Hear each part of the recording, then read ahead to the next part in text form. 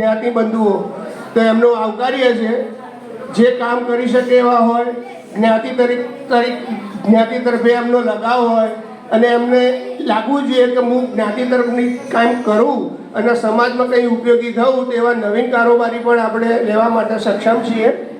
તો હું જૂની કારોબારી કઈ છે એનું વાંચન કરું છું અને નવી કારોબારી રચનામાં જેને બી રહેવું હોય એ પોતે પોતાનું નામ લખાવી દે. જૂની કારોબારીના નામ હું આ રીતના વાંચું છું. એમાં ટોટલ 28 મેમ્બરો હતા જૂની કારોબારીની અંદર.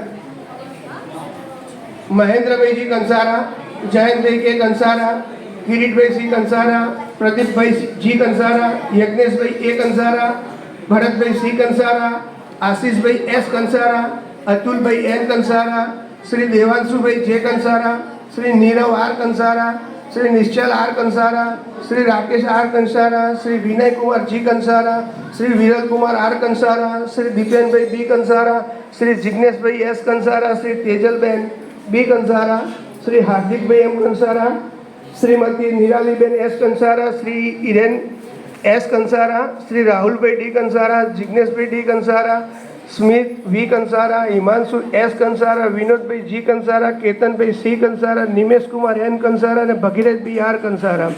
આ 28 કારોબારીના સભ્યો અત્યારે હાલ ચાલુ છે. હવે નવીન કોઈ કારોબારીની નિમણૂક કરવાની છે, એમાં જે કોઈને આવવા માગતા હો એ પોતાનું નામ લખાવે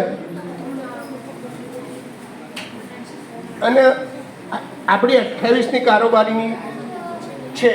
હવે એમાંથી આપણે પ્લસ કરવા છે કે માઇનસ કરવા, કેટલા કરવા, એના સૂચનો તમે મને થોડા આપો તો આપણને ખ્યાલ